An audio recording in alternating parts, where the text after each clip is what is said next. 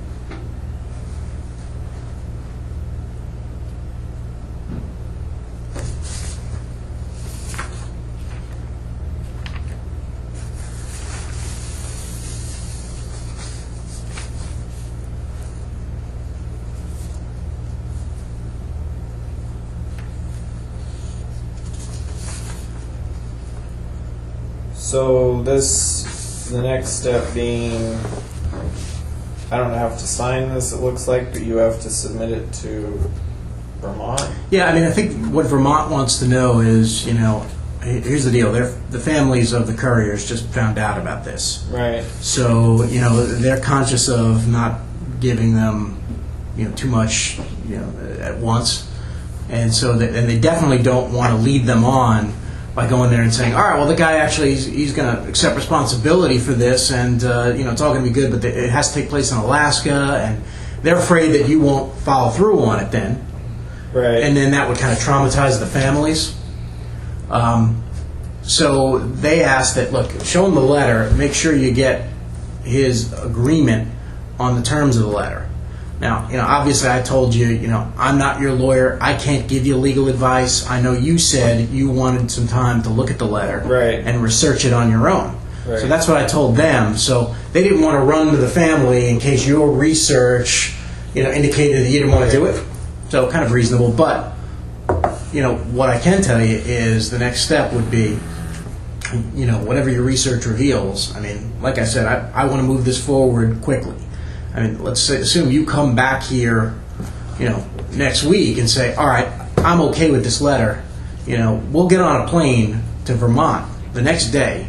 Right. And I'll go out there and meet with the Vermont authorities and meet with the family members of the Curriers and tell them that you're serious about this stuff. And you're serious about moving forward as long as, they're not dragging you, to Vermont and doing all those things. And I think I can sell them on that. I think, especially if, I think, they do want to know some indication that you're serious about it and have some sort of tangible something tangible they can show the family or tell them about it. So that's what. So hypothetically, how would this work? You type up a plea agreement. Yeah.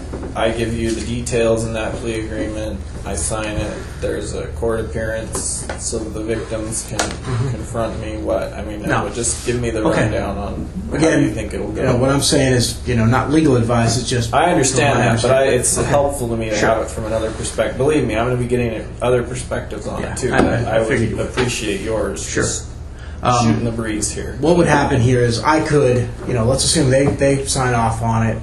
I prepare, the more formal agreements, that we're not asking you maybe to sign right away. Right. Obviously, you're doing your own research.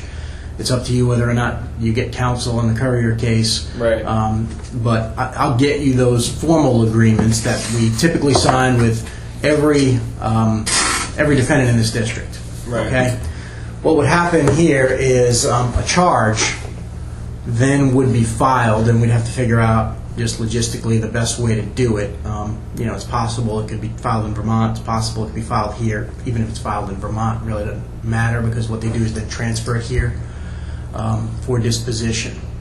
So once the charge is filed, you'd get an appearance. And at that appearance, they do the normal thing that they did in your other case. You obviously have an opportunity for counsel. That's up to you. After that, I think we'd give you the agreements. You already had them, but I think we'd obviously want to give you a chance after you're charged to then sign the agreements. Once you sign the agreements, then we're off. Okay, so I'm formally charged in court. Yeah, formally charged in court hearing, and then given the opportunity afterwards to do the plea agreement. Okay. I think that seems the most reasonable. I mean, there may be some steps, in between to kind of show good faith, depending on what they ask for out there. But right. Like I said, I think what I'm proposing here is reasonable. Let's assume, like even the New York stuff, they want that as a condition, Right. which is, not unreasonable of them. It would have to be, again, us going to those jurisdictions first to avoid the situation that's been created in Vermont.